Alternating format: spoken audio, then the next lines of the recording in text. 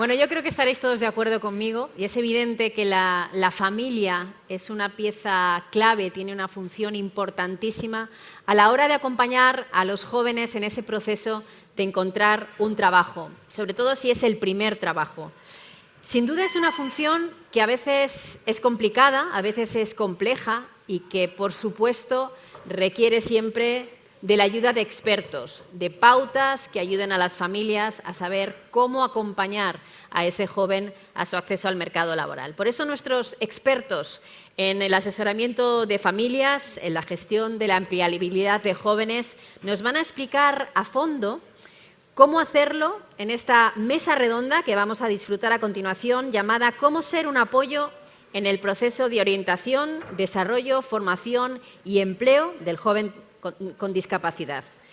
Nos van a acompañar en esa mesa que estamos ahora mismo conformando y nos van a acompañar personas y profesionales como Noemí Navarro, influencer con TEA, con un hijo con discapacidad, Carmen Perdices, de la asociación Mejora tu Escuela Pública, Álvaro Galán, que repite porque le gusta mucho chupar cámara, ya lo habéis visto, coordinador de alianzas en el talento de Fundación 11, y Carmen Cecilia, joven con discapacidad, participante y miembro del proyecto Tándem de Inserta Empleo.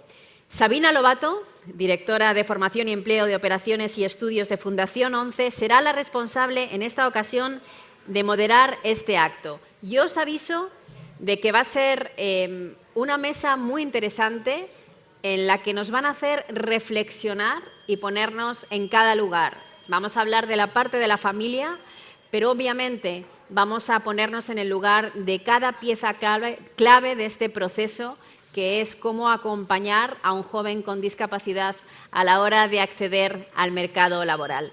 Estamos ya preparándonos en la mesa. Así que, Sabina, cuando tú quieras, toda tuya. Muchísimas gracias a todos por venir.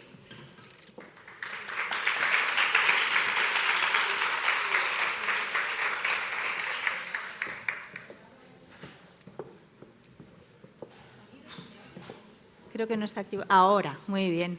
Bueno, pues muchas gracias, en primer lugar, por invitarme a moderar esta mesa tan interesante. He estado un poquito, siento no haber podido estar en el día de ayer. Álvaro, seguro que si me repito en alguna cosa o algún tema no ya se ha tratado suficiente, sin ningún problema me dice Sabina, eso ya lo hemos hablado mucho. O sea que, bueno, vamos a centrarnos en un tema que es muy interesante y tenemos aquí personas que nos hablan desde diferentes ópticas y diferentes roles, ¿no?, dentro de lo que es la temática de esta mesa, ¿no?, que es cómo ser un apoyo en el proceso de orientación, desarrollo, formación y empleo del joven con discapacidad. Bueno, seguramente esto también lo habréis escuchado. Dentro de lo que es la discapacidad, el perfil del grupo de las personas más jóvenes no es exactamente, no se parece mucho a cuando hablamos, ¿no?, del conjunto de las personas con discapacidad, en las que hay una predominancia muy grande de las discapacidades sobrevenidas, que tienen como consecuencia pues, de un accidente o de la edad simplemente, ¿no? Entonces, en el grupo de personas más jóvenes, tanto el tipo de discapacidades como el origen de esas discapacidades es muy diferente, ¿no? Y eso significa que los apoyos y un poco pues, todas las necesidades, ¿no?, que van alrededor de acompañar al joven con discapacidad pues, tienen que ser muy específicos, ¿no? Nosotros hemos identificado una dificultad a veces en captar y atraer a los jóvenes que no están ocupados o que no están integrados en los sistemas de educación y formación y, bueno, en ocasiones esas necesidades que muchas veces tienen que ver a veces con necesidades más primarias, ¿no?, pues tienen mucho que ver y nos gustaría, ¿no?, tratar de identificar esas necesidades para dar una mejor respuesta desde los programas que tenemos en Fundación 11, ¿no? Un tema muy importante, y escuchando a la anterior invitada, es el tema de la confianza, ¿no?, en el futuro, ¿no? con las ponentes que me acompañan, los ponentes que me acompañáis, vamos a hablar también de alguna manera de esto, ¿no? De cómo en los entornos familiares se puede promover esa confianza que muchas veces incluso los padres tienen que hacer oídos sordos de lo que escuchan, ¿no?, a su alrededor desde diferentes ámbitos, ¿no? Y yo creo, bueno, en el tiempo que llevo trabajando en el ámbito de la discapacidad, me parece que la confianza es una actitud clave, ¿no?, desde todos los puntos de vista, ¿no?, desde los profesionales que acompañamos, que ofrecemos servicios, las empresas que tienen que confiar en el talento y olvidarse también muchas veces, ¿no?, de los prejuicios y del pensamiento de no, esta persona no va a poder, no, eso no es una buena actitud, ¿no? Hay que dar esa oportunidad. Entonces, bueno, vamos a intentar también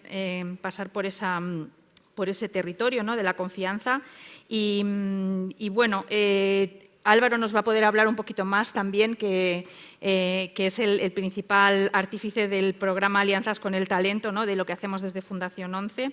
Y bueno, ya voy a dar paso a presentar a las personas que me acompañáis, que tenemos aquí mayoría de mujeres, ¿eh?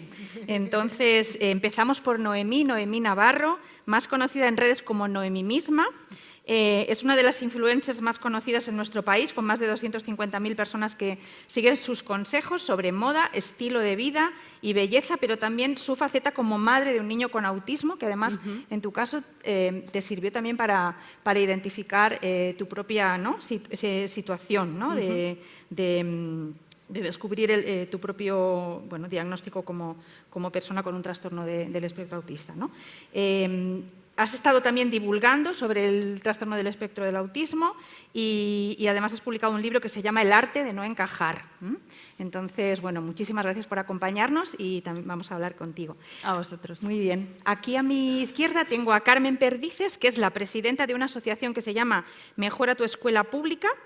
Y sobre todo tienes una larga trayectoria como profesora, ¿no?, tanto en la escuela pública también como en la universidad, como profesora de pedagogía terapéutica.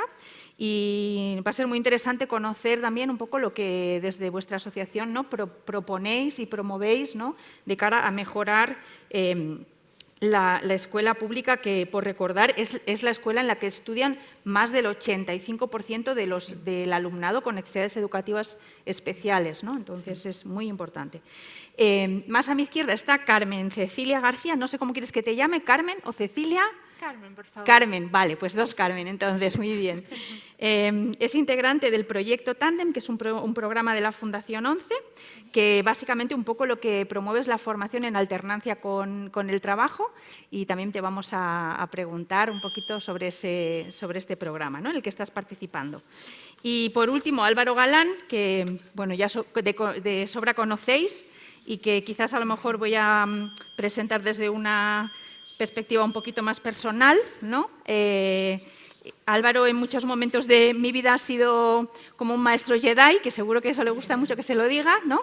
Y bueno, yo le admiro muchísimo y creo que es una persona que es capaz de transmitir una manera de entender el mundo, ¿no?, y cómo las personas deben interactuar en el mundo para poder realmente ofrecer oportunidades a todos, ¿no?, y que todo el mundo esté incluido, ¿no? Y bueno, aparte de trainer paralímpico, haber estado en no sé cuántas paralimpiadas, pues desde una óptica más personal le considero muy buen amigo también. Así que muchas gracias, Álvaro, por estar aquí con nosotros. Muchas gracias. Pues vamos entonces con las preguntas. Vamos a hacer primero unas preguntas un poquito más generales y hacemos una ronda, ¿vale?, de todos. Me voy a poner un poquito más atrás, que si no estoy así como girando, aunque esta silla es bastante cómoda porque ahí, ¿no?, se gira uno muy bien. Entonces, las preguntas generales tienen que ver con dentro de ese entorno, ¿no?, de los jóvenes, con la parte de las familias, ¿no?, que desarrollan un papel clave a la hora de favorecer la calidad de la vida del joven, y cómo ese entorno cercano, ¿no?, de la familia creéis que puede contribuir a favorecer la empleabilidad de la persona con discapacidad. ¿Puede también la familia ser un impedimento para esa activación, orientación hacia el empleo, formación? Un poquito bueno, reflexionar sobre este rol de la familia. ¿Quieres empezar tú, Carmen? Adelante. Pues nada, encantada. Muchas gracias por invitarme. Y bueno, yo voy a hablar, o sea, yo he sido profesora de alumnos de necesidades educativas especiales durante más de 20 años, siempre en la escuela pública, que como bien has dicho, pues es verdad donde están escolarizados la mayoría de ellos, ¿no? Y siempre ha sido una inquietud, es muy diferente la relación con las familias de estos alumnos cuando están en primaria, cuando están en secundaria, ¿no? En primaria el acompañamiento consiste en, muchas veces es cuando se diagnostica, cuando algunos ya vienen con su diagnóstico, pero otras veces no. Entonces es acompañarles, ¿no?, en ese proceso de descubrir qué es lo que le pasa a mi hijo y cómo le puedo ayudar, ¿no? Que no siempre es fácil, porque no es fácil, ¿no?, cuando uno va descubriendo esto, ¿no? Y en secundaria ya vienen con esto más o menos resuelto, pero aquí lo que empezamos es a ver, los padres empiezan, las familias lo que nos empiezan a cuestionar es qué va a ser de él, qué voy a hacer, dónde va a ir, tal, ¿no?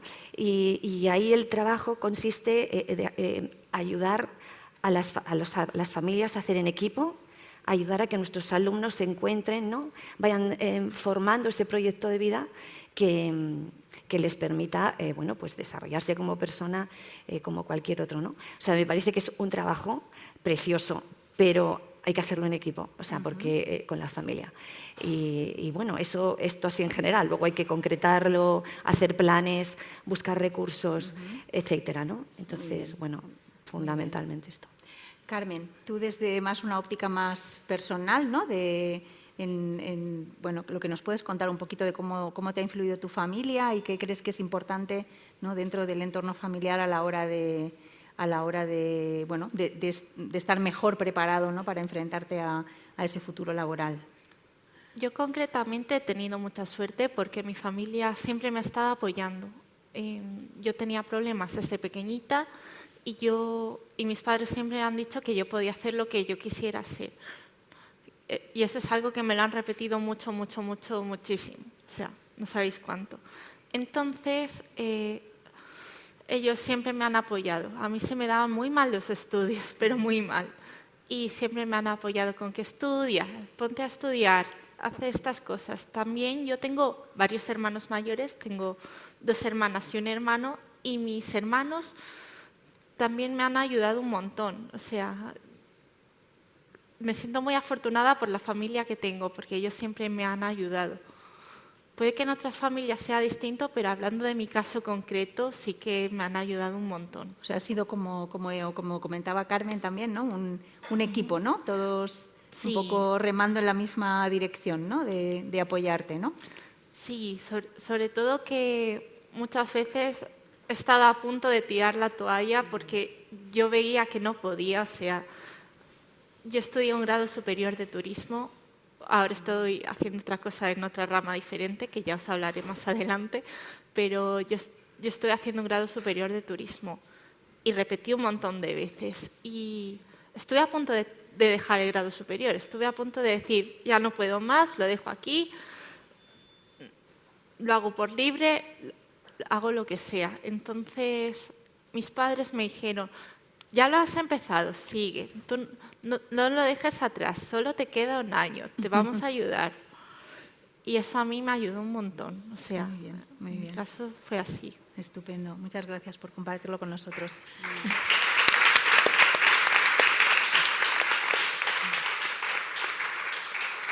Noemí, no sé cuántos años tiene tu hijo, tú quizás estás todavía a lo mejor... Yo estoy en otra fase diferente, Exacto. pero me emociona mucho escuchar a Carmen, desde luego. Mi hijo tiene 7 años y bueno, me emociona porque, claro, tú antes de ser madre, cuando estás embarazada, tú tienes, pues bueno, muchas veces una proyección, ¿no?, unas expectativas en lo que va a ocurrir, ¿no? Y luego llega, nace tu peque, el tiempo transcurre de una manera típica y de pronto te encuentras con un diagnóstico que no te esperabas, ¿no? O sea, nadie te prepara para la maternidad ni para la paternidad, porque creo que esto hasta que no lo vives es muy difícil de explicar, pero para una maternidad diversa es todavía mucho más complejo porque tiene que haber un reajuste en lo que tú pensabas que iba a ser, ¿no? Yo, en mi caso con mi hijo, además yo soy como muy fan de la crianza respetuosa, del acompañamiento, ¿no? Toda esa fase de primaria. Temo mucho la fase de la adolescencia, tengo que reconocértelo, pero lo temo para mis 2 hijos. O sea, lo temo para el neurodiverso y para la neurotípica, ¿no? O sea, para los dos. O sea, puede tener muchas dificultades en ambos casos. Yo con mi hijo me he centrado mucho en lo que le gusta, en sus intereses. Pues si no se le dan bien las matemáticas y se le da bien pintar y se le da bien dibujar y le gusta, pues vamos a fomentar esto. O sea, yo siempre he intentado hacer un acompañamiento desde lo que a él le gusta. Pero bueno, es que en realidad a mí la maternidad diversa me ha servido en mi maternidad normal, ¿no? En mi maternidad esperada, porque educo a mis 2 hijos de la misma manera. En el caso de Mateo con su autismo, él tiene unas dificultades, necesita unos apoyos que probablemente su hermana pues no necesite o necesitará otros, pero acompañarle desde sus intereses, desde lo que a él le gusta, creo que es mucho más fortalecedor y mucho más motivante, porque querer yo enfocarme o obcecarme en que él haga algo porque es a lo que yo tenía pensado, porque creo que es lo que le va a ir mejor en la vida, no. O sea, hay que hacer lo que a él le gusta. Y haciendo lo que a él le gusta es como se desarrolla. Yo he sido muy fan de las terapias alternativas, es decir, Mateo ha hecho musicoterapia, arteterapia, está en equinoterapia. O sea, para mí creo que la vida es mucho más completa que el estudio seglar, el currículo que tiene que hacer en la escuela, ¿no? O sea, yo recuerdo al principio, Mateo tardó mucho en hablar. Bueno, empezó a hablar, pero el autismo ya sabéis que tiene esto que parece que hay como un pequeño retroceso cuando tiene alrededor de un añito y medio, dejó de decir palabras y hasta los 4 años ya no habló nunca más, ¿no? Pero sin embargo recuerdo perfectamente que es algo que cuento en el libro, que cuento en redes, que él no hablaba y de repente me encontré que estaba colocando un abecedario y dije, pero ¿cómo puede ser, no? Bueno, pues si a él le gusta lo manipulativo, le gusta aprender por aquí, pues vamos a fomentar esto, ¿no? Yo creo que la familia de Carmen, cuando dice que tiene, mira, es que me emociona, que tiene mucha suerte la familia que tiene, es real, es que la familia es el primer impulso, o sea, es lo más importante. Puede haber profesionales, como en el caso de Carmen, que nos ayuden a las familias a guiar, a seguir. Y es que sin ellos sería imposible. O sea, yo todos los días doy gracias a las profesoras de Mateo, todos los días, porque digo, es que hacéis un trabajo increíble que yo no puedo hacer, ¿no? Pero es que el cariño, la confianza y la seguridad que sienten en casa es imprescindible para que ellos puedan salir adelante. Estupendo. Muchas gracias, Noemí. Bueno.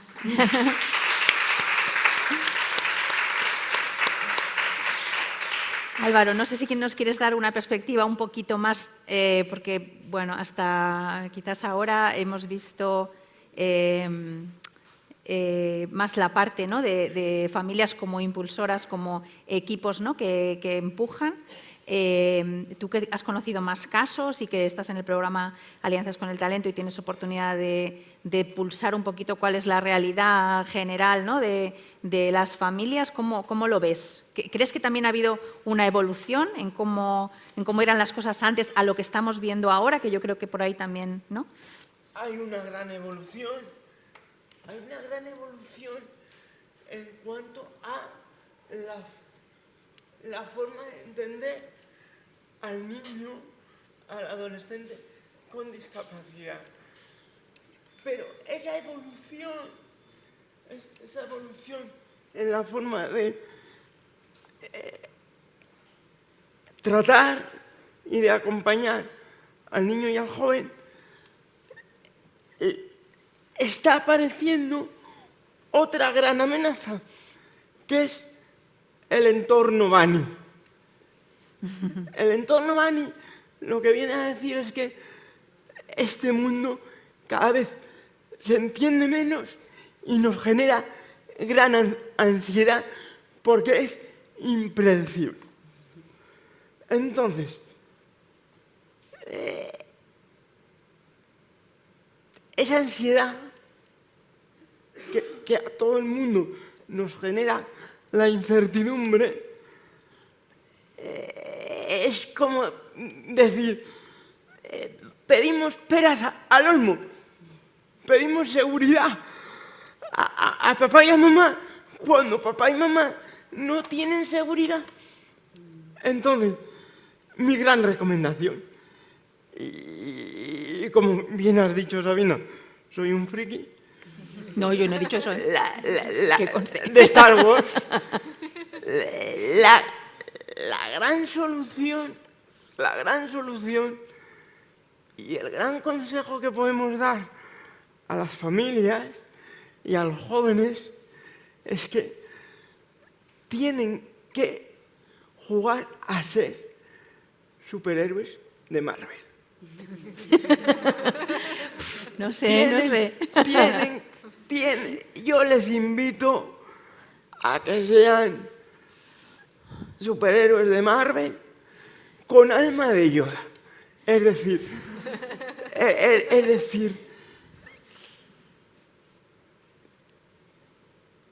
no conseguiremos el reto de la inclusión si no lo abordamos con lo que llevamos dentro de nosotros y olvidándonos herramientas, habilidades y técnicas que ya son ampliamente conocidas y que no nos llevan a buen puerto.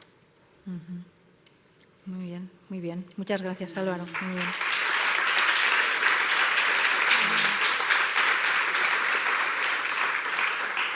Bueno, no sé si habías sacado antes aquí tu faceta Star Wars, pero siempre viene bien, ¿verdad?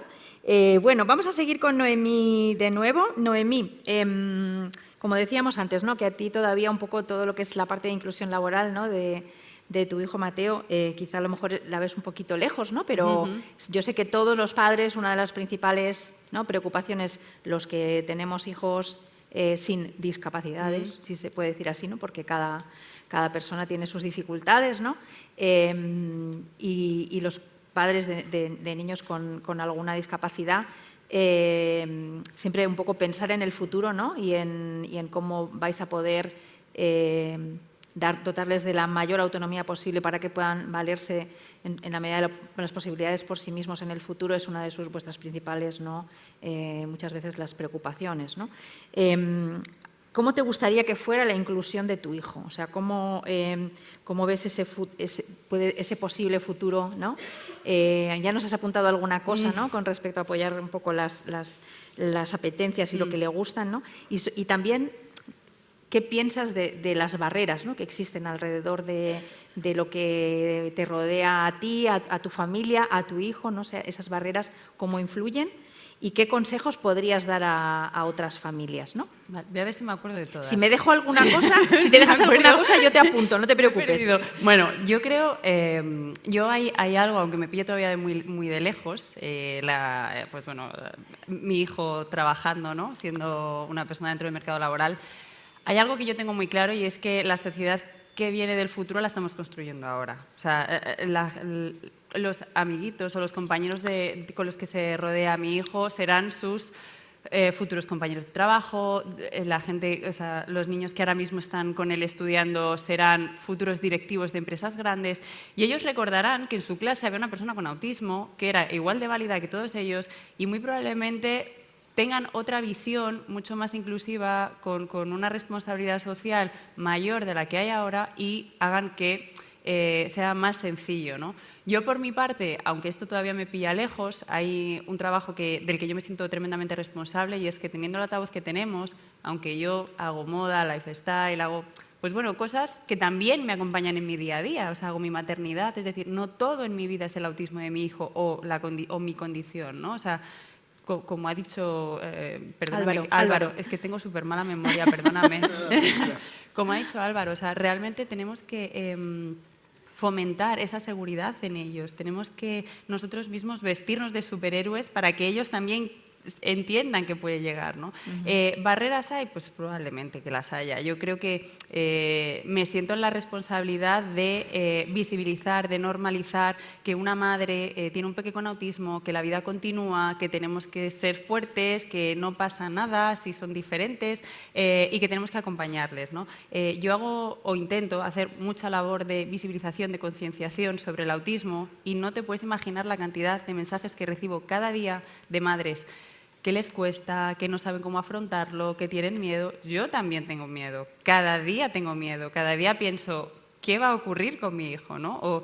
Porque yo estoy muy segura de que yo estoy aquí y que yo le voy a apoyar y que le voy a acompañar, pero no sé qué pasará si yo no estoy.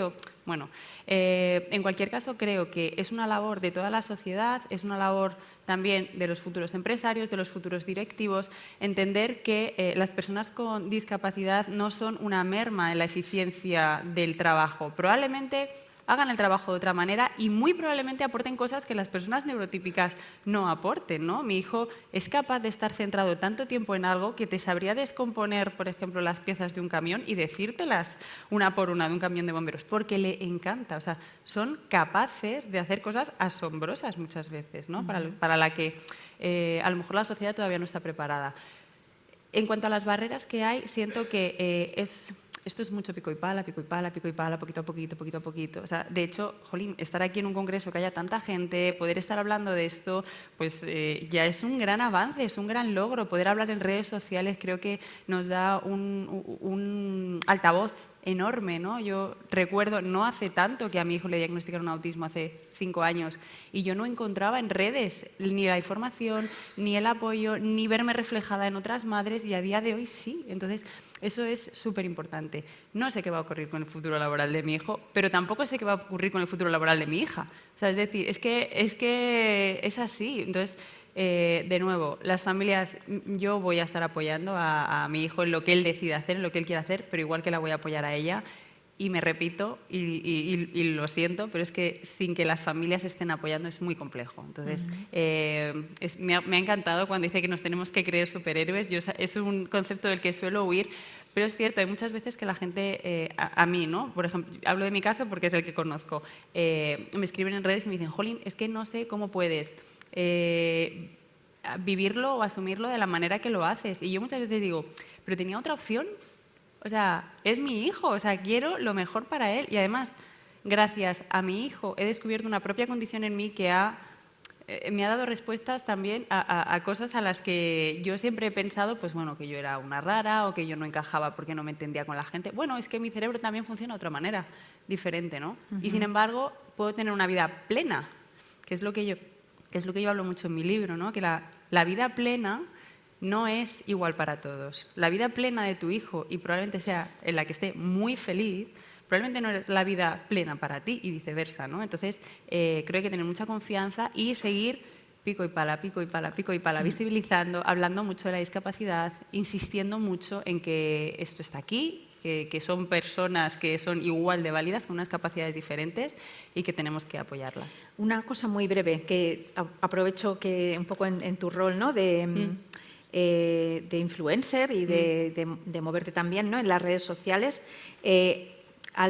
¿Tendrías alguna recomendación desde el punto de vista, por ejemplo, de organizaciones como Inserta, como la Fundación 11, en cuanto a este rol, ¿no? Que los padres, muchos maestros, las personas con discapacidad, de activistas, ¿no? por la inclusión?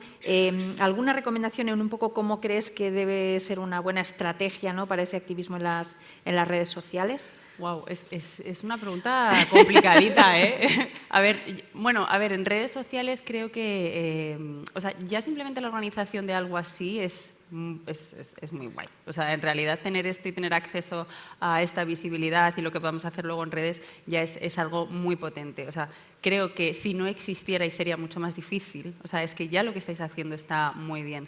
En realidad no sé ahora mismo cómo podríamos fomentarlo, ¿no? Yo he estado en asociaciones en las que pues bueno, había mucho acompañamiento. Creo que las familias nos tenemos que disfrazar de superhéroes, pero también necesitamos mucho apoyo.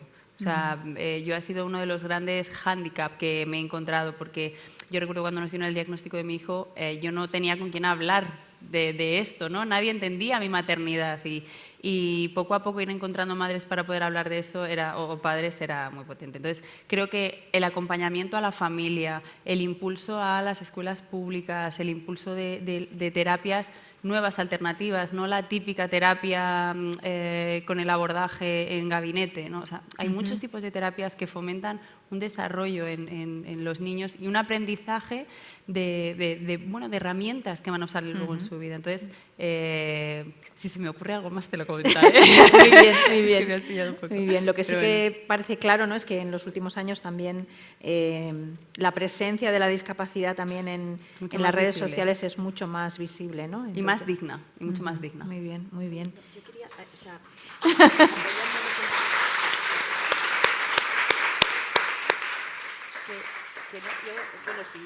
Sí, adelante. Apoyando lo que ha dicho Noemí, o sea, con respecto al tema que nos ocupa, yo lo que quería, como nota esperanzadora, ¿no?, decir que tengo muchísimos antiguos alumnos que están llevando una vida plena. Me encanta la expresión, yo siempre hablo de vida plena, vida feliz, no, vida plena, ¿no?, que efectivamente es diferente para cada uno y que el reto, la clave está en encontrar qué es aquello en lo que cada uno de nuestros alumnos, nuestros hijos, brilla, le va a hacer feliz, le va a permitir llevar una vida plena, una autonomía a nivel profesional, a nivel personal, ¿no? Y me encanta, ¿no?, porque lo que tú has dicho, aquello en lo que brillan, aquello que se les da bien, ¿no?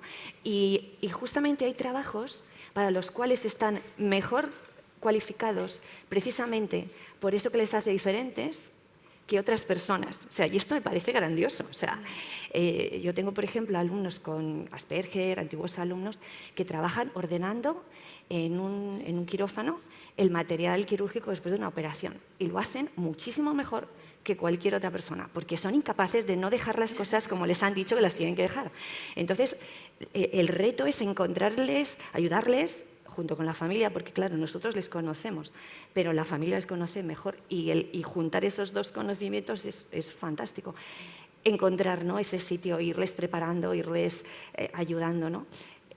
Pues tenemos tiempo, ¿no?, porque es verdad que hay tiempo, pero me ha encantado lo que has dicho porque es que estoy totalmente de acuerdo. Y como nota esperanzadora, o sea, de verdad, no me voy a poner a hablar de mis antiguos alumnos porque ya me dicen, tía, ¿qué te pasas? Pero me encanta, ¿no?, cuando vienen a decirme un antiguo alumno que tengo que trabaja de celador en un hospital de estos gigantes, ¿no? Y me vino a decir, mira, es que me han hecho fijo, ¿no? Y yo diciéndole, claro, cómo no, o sea, es que son listos y tal. Y me decía, es que yo, Carmen, mira, cuando voy a buscar un paciente, pues lo primero que hago es fijarme cómo se llama. Le digo, don Manuel, le voy a llevar a hacer una prueba. Voy despacio, no voy dando empujones. Cuando paso por consultas externas, pues le tapo, ¿no? Porque me dice, ¿sabes cómo son los camisos? Le tapo. Cuando llego al pasillo aquel enorme lleno de camillas y puertas, yo llamo a la enfermera y le digo, aquí le dejo a don Manuel. Y le digo a don Manuel, ya saben que está usted aquí. Y le toco el brazo. Y claro, yo pensaba, pues mi antiguo alumno no es neurocirujano, pero cuando uno está en un hospital vulnerable, tanto como el neurocirujano es este celador, ¿no?, y claro, la inteligencia desde luego del corazón la tiene a tope, la capacidad de empatizar lo hace muchísimo mejor que otros, ¿no? O sea que, entonces, bueno, Qué curioso totalmente de acuerdo. Qué curioso que cuentes esto, porque yo estaba pensando antes en una anécdota que nos ocurrió en una de los días internacionales de la infancia, en la que la Comunidad de Madrid y el Ayuntamiento organizaba esas ferias maravillosas que ya no sé muy bien por qué no se organizan, ¿no?, para las familias y los niños. Hicimos un cuentacuentos sobre uno de nuestros cuentos de la biblioteca infantil, que era sobre Ramón, que es el niño que tiene autismo, ¿no? Y entonces, al finalizar, me acuerdo que había una familia, unos padres que estaban esperando a su hija que salía y nos paramos a hablar un poquito y entonces ella dijo que en su clase había un niño con autismo. No me acuerdo cómo se llamaba, pero bueno, yo me acuerdo que le pregunté, bueno, ¿y cómo es fulanito, no? Y la niña se quedó un ratito pensando y me contestó, pues él siempre se da cuenta cuando estoy triste. No me dijo otra cosa, solo me dijo eso. O sea que Se me han un poco Sí. como encendido la bombilla, ¿no? de Sí, aquello sí. que me dijo, ¿no? Cómo los niños no ven otras cosas también Claro. que no es lo que vemos los adultos, ¿no? A veces, Sí. o otras, las personas que se enfrentan un poco a tener a los alumnos en el aula. Si quieres, cuéntanos un poquito desde el ámbito de la escuela, de la asociación y de todo lo que habéis visto y lo que habéis trabajado, ¿cómo crees que puede mejorar la escuela pública? ¿Qué consejos, qué recomendaciones harías, ¿no? Para las distintas instituciones y ámbitos que pueden actuar ahí? Bueno, pues por lo más concreto, desde Mejora tu Escuela Pública, uno de nuestros principales pilares es colaborar con las familias, contribuir. Entonces, dándoles formación, que suena así como muy... Pero al final es acompañarles a mí no me gusta el término escuela de padres, pero bueno, quizás sí se entiende, ¿no? Y de hecho tenemos programas pensados incluso para centros de educación especial, ¿no? Que quizá pues, tienen unas necesidades diferentes, y luego para otros centros de todo tipo. Eso con respecto a la formación de las familias, ¿no? Y luego yo conozco otro ámbito que es el de... yo he sido profesora, bueno, soy profesora del máster de formación del profesorado, es decir, los licenciados que van a dar clase en secundaria, ¿no? Yo soy maestra, yo cuando me defino digo soy maestra, luego estudio otras cosas y tal, pero profesionalmente me siento maestra, ¿no? Con todo lo que eso lleva.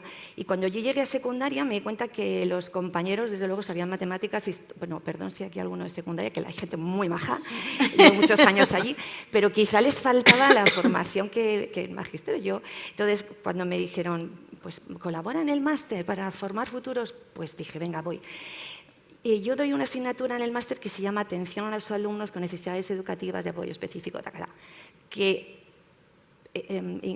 yo no puedo creer que solo se da para los futuros orientadores y psicólogos, cuando en ese máster hay 450 profesores de área que son los que van a tener que atender a esos alumnos en su clase y que no están recibiendo esa formación. Entonces, la formación previa del profesorado yo creo que es deficiente en este tipo de temas. Algunos hacemos lo que podemos, pero yo sigo, un antiguo alumno mío, ahora le han nombrado, es el viceconsejero y le voy a dar la lata, porque yo creo que hay que formar mucho mejor a los profesores para poder atender a este tipo de alumnos. Además, y ayudar. en una etapa, ¿no? La secundaria, que es crítica, ¿no? Claro. Nosotros hicimos hace unos años un estudio sobre el acoso y el ciberacoso al alumnado con discapacidad, y los años críticos son los 2 últimos años Claro. de la primaria y la secundaria, ¿no? Vamos La a tutoría. escuchar también a Carmen. Cuéntanos un poquito cómo ha sido tu experiencia en la escuela, ¿no? La parte de formación. ¿En qué momento te enfrentaste un poco a pensar en un posible futuro laboral, ¿no? Y un poco cómo lo enfrentaste. Y luego también, si te parece, cuéntanos un poquito también cómo fue tu primera experiencia laboral y qué estás haciendo ahora, un poco para que nos hagamos un poco una idea de cuál ha sido un poco tu trayectoria, ¿no? Vale, pues...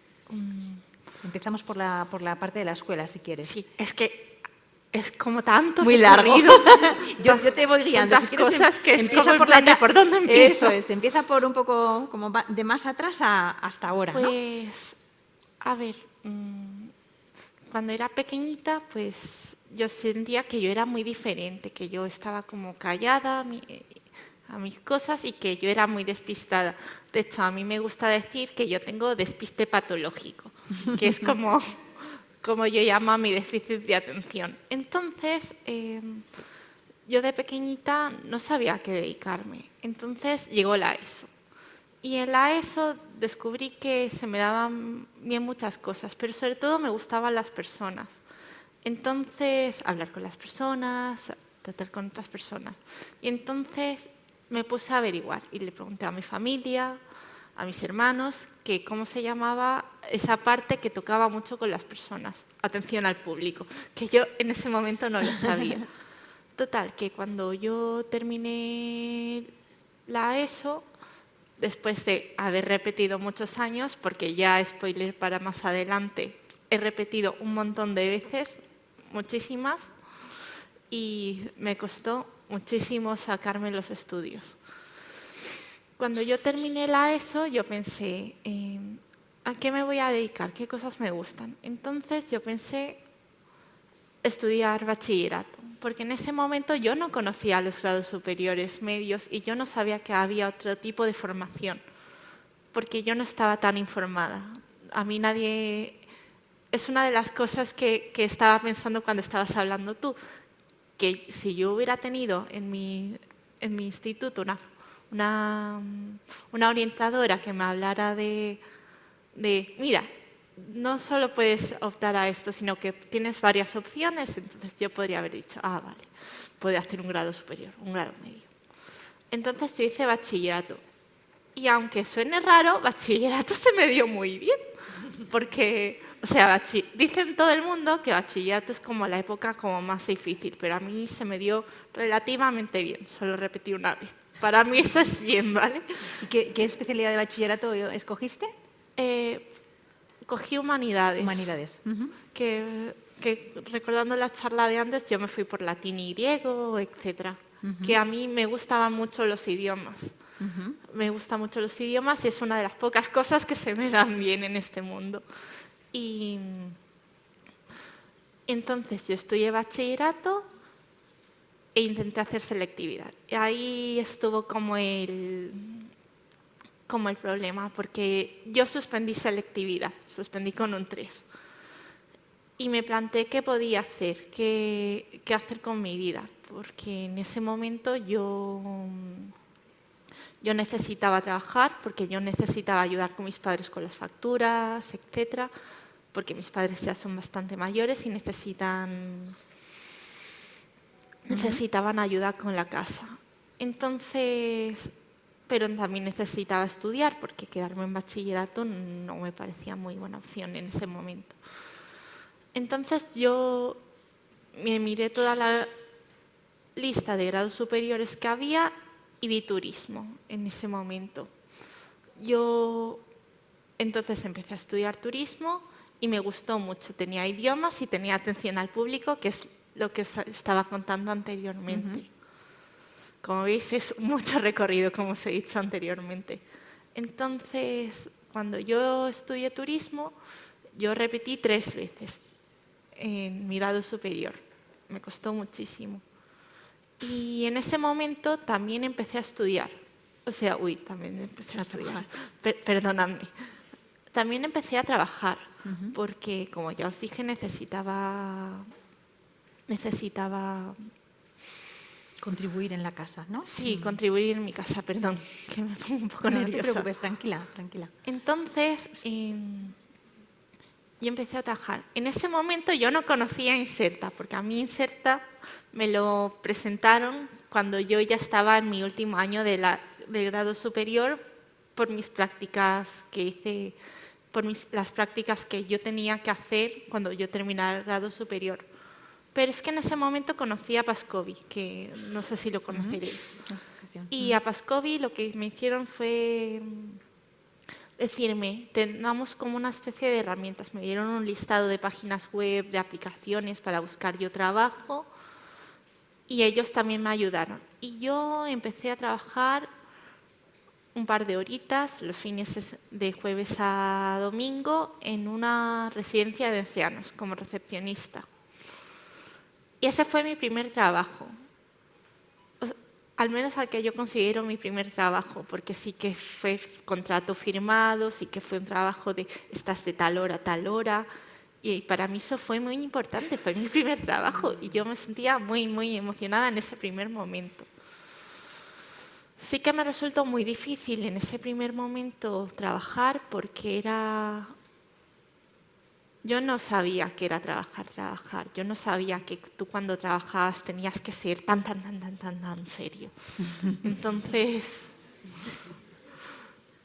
era presentarse a la hora, era tal. Y yo en ese tiempo adopté ciertas medidas para que el trabajo me resultara más fácil. Me lo apuntaba absolutamente todo, me ponía muchísimas alarmas. Si me pasaba algo, llamaba, aunque me diera muchísima vergüenza, porque a mí me da mucha vergüenza preguntar. Y es cierto que estas cosas que aprendí en mi primer trabajo, he tenido muchísimos trabajos después. O sea, el otro día los estoy contando y he tenido 9 trabajos a lo largo de toda mi vida. Y empecé a trabajar en 2019. Y es cierto que todos estos trabajos me ayudaron muchísimo a estas medidas que os iba diciendo. A día de hoy lo sigo haciendo. A día de hoy sigo apuntándomelo todo. Tengo un cuadernito que me lleva a todas partes. Me lo apunto todo en la agenda porque estas herramientas que me dieron en su momento y que me dijeron en su momento me ayudaron más tarde. Y a día de hoy... No, te decía que esto que comentas es muy interesante porque tú misma, ¿no? eres capaz de identificar qué apoyos son los que necesitas en el puesto de trabajo, o sea, cuando estás trabajando. Porque, por lo que explicas, ¿no? Estás enfrentándote tú sola, dijéramos, a ese proceso, ¿no? De descubrir qué necesitas, cómo puedes hacer las cosas para cubrir esas necesidades que tienes. Y bueno, yo creo que eso es interesante también desde el punto de vista nuestro de Fundación 11 por un poco los proyectos y distintas iniciativas que tenemos para apoyar a las personas, ¿no? que ya están trabajando con una serie, ¿no? de necesidades que a veces los entornos de trabajo habitualmente no tienen, ¿no? Y que podáis estar más, dijéramos, tranquilos en cuanto a un poco ese desempeño, ¿no? Bueno, me falta un poquito que me hables de lo que estás haciendo ahora, del programa Tandem, ¿no? Sí, perdona, es que como son no, muchas cosas... Lo digo porque si no me van a dar a mí porque tenemos que ajustarnos un poquito más Sí, al tiempo y nos queda un poquito también hablar con Álvaro. Vale, cuando yo estaba en ese momento trabajando en mi último año, intentaré acortar, perdón, que es que me enrollo mucho. No te preocupes. Yo hablé con Inserta y estuve trabajando en otro trabajo. Y cuando ya terminé ese otro trabajo, me llamaron para el proyecto Tandem. El proyecto Tandem es, como decías antes, es de formación, un trabajo de formación en alternancia. Al principio teníamos 3 meses de formación, que era por formación. Teníamos una profesora que nos explicaba y ahora estamos trabajando. Hay 2 como proyectos. Hay uno que es para el mío concreto está para intermediario laboral digital y nosotros lo que hacemos es servimos de apoyo para aquellas personas que necesiten encontrar un trabajo, una formación para luego trabajar. Entonces, a mí me pareció muy interesante en ese momento, iba muy dirigido a hablar con otras personas y a contactar con otras personas, la atención al público que os contaba anteriormente. Y me gusta mucho, he conocido a gente muy interesante, me ha dado una visión del mundo muy distinta y es algo que yo a día de hoy digo, uy, me gustaría muchísimo trabajar de esto. Qué bien. Entonces, también estás pudiendo, ¿no? aprovechar tu experiencia previa, ¿no? Sí, de puedo enfrentarte al mundo aplicar... laboral y de haber hecho diferentes trabajos, ¿no? Sí, puedo aplicar muchas de esas cosas que aprendí anteriormente a este trabajo. Sí que es diferente porque es algo en lo que yo no es exactamente igual, pero sí que es algo que me gusta mucho y que sí que veo que lo puedo aplicar un poco a mi persona. Muy bien, muy bien. Muchas gracias por tu experiencia, Carmen. De nada.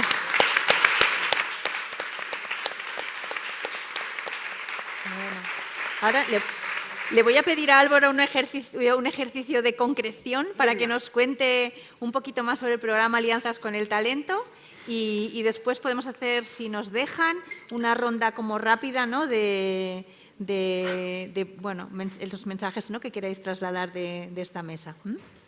Bueno, el proyecto Alianzas nace con 3 grandes principios. Uno, el poner encima de la mesa que la condición de discapacidad de una persona no solamente está en las características personales de la persona, sino en cómo está diseñado el mundo, ¿vale? Que por ejemplo, en un aula de más de 20 personas, hacemos potencialmente más discapacitados a los alumnos que si fueran más reduciditos. Luego, otro principio fundamental es el de creer en el potencial humano, es decir, los valores de la psicología humanista, llevarlos a gala y en cualquier iniciativa siempre creer en el potencial del ser humano en el cambio. Y tercer, y no menos importante, es intentar huir de las comparaciones. Cada ser humano es único, así lo acredita la biología con el misterioso de la huella dactilar. Entonces, no es nada bueno compararnos los unos a los otros y principalmente porque lo único que genera es activar emociones negativas altamente desadaptativas para iniciar el proceso de búsqueda activa de empleo. Muy bien, muy bien. Y que, no sé si lo habéis explicado ya, pero ¿puedes hablarnos un poquito más de qué ofrece el programa a los diferentes colectivos? ¿O ya lo habéis explicado? Es que no quiero hacer spoiler vale, ok. a la mesa siguiente Vale, y, pues entonces nada. Y a mi compañera Carmen, Entonces que lo tiene preparado. Vamos a hacer una ronda final, pero a Carmen le quiero también dejar que nos hable un poquito más de qué hacéis desde la asociación, ¿vale? Cambia tu escuela pública, ¿vale? Pues, el objetivo fundamental es poner en valor todo lo positivo, ¿no?, que hay dentro de la escuela pública, que a veces pues no es tan reconocido, y contribuir a que, por supuesto, pues mejore, ¿no?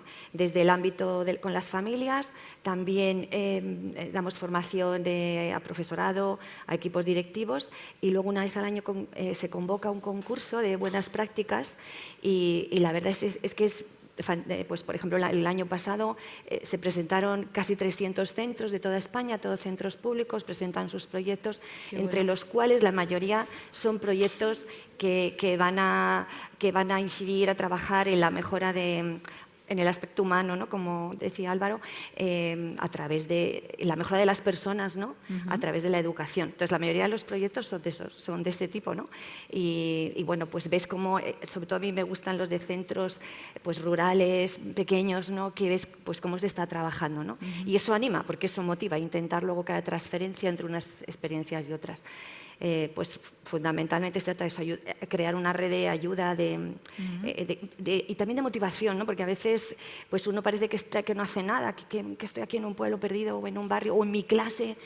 Pues no, o sea, todo es, ¿no?, se puede difundir. Y fundamentalmente, ¿no?, esto es lo que... ¿Y cuál es después de un poco esta mesa, este debate que hemos tenido, cuál es tu mensaje o con qué idea te quedas? Pues, ¿no? Es que yo, partiendo de algo tan sabido como que educar es sacar lo mejor de cada uno de nuestros alumnos, para mí todos los alumnos son iguales, o sea, la tarea es la misma, sacar lo mejor de cada uno de ellos, ¿no? Y son iguales, o sea, en ese sentido son iguales. Y cuando al final, como docente, ¿no?, cuando vuelven a verte después de tiempo y te cuentan, ¿no?, cómo viven, lo que hacen, y supones, ¿no?, que tú has contribuido un poquito a esto, ¿no?, pues misión cumplida, ¿no? O sea, yo siempre digo, poderte mirar al espejo, ¿no?, y decir, he hecho lo que he podido. Muy bien. Y donde me ha ido la vida poniendo oportunidad de hacerlo, ¿no? Y estupendo, muchas gracias por lo Nada. que hacéis. Pues...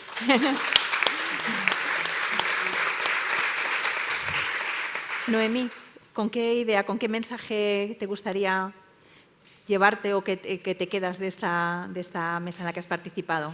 Pues que muchas veces parece que no hay nada más, que lo que tu realidad es la que es y que no hay salida, y que sí, que hay fundaciones, personas, hay muchos profesionales que están ahí para ayudarnos.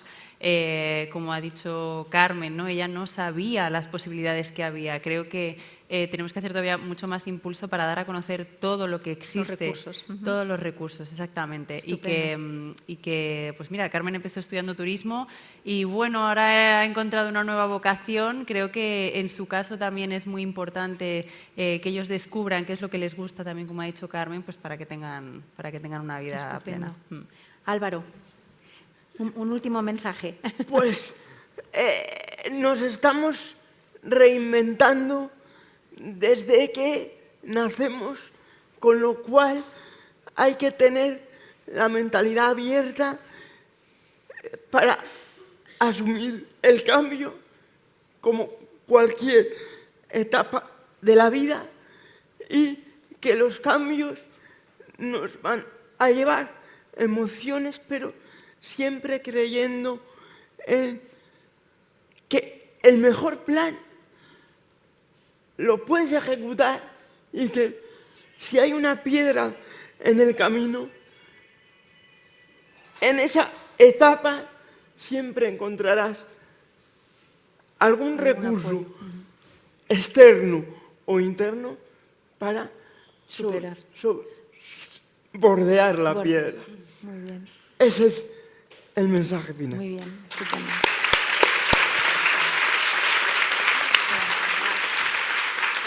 Bueno, pues a nuestra otra Carmen te he dejado para el final porque me parece interesante que seas tú la que, ¿no?, cierre un poquito esta mesa y, no sé, creo que nos cuentes un poquito pues, de lo que has escuchado y un poco tu propia experiencia.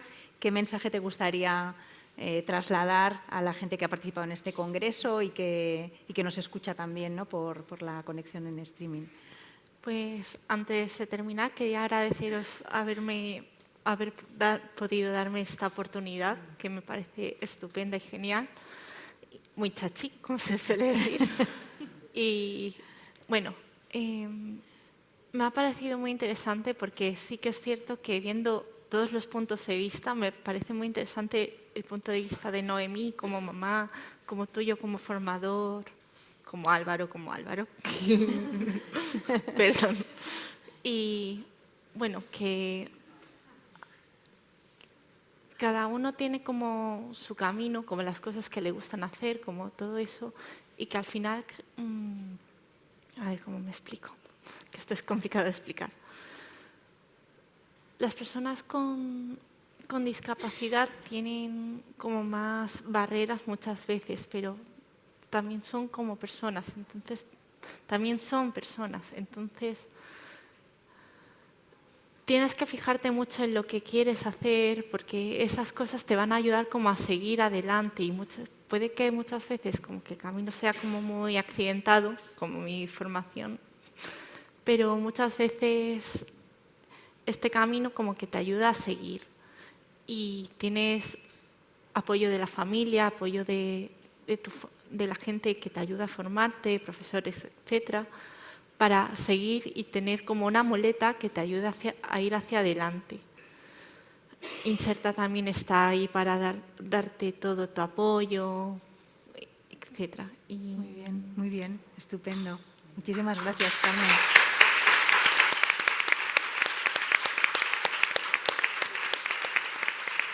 Bueno, pues hasta aquí hemos llegado con esta mesa. Yo creo que ha sido todo muy interesante. Yo, por lo menos, me llevo bonitos aprendizajes y una experiencia muy bonita. Así que seguimos con el programa. Adelante.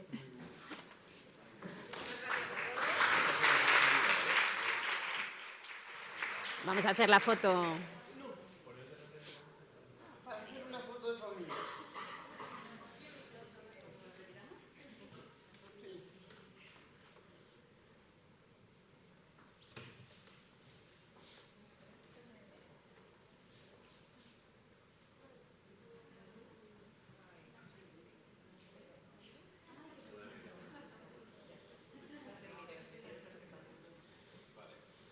Es que las mesas unen. Uy. Álvaro sonríe.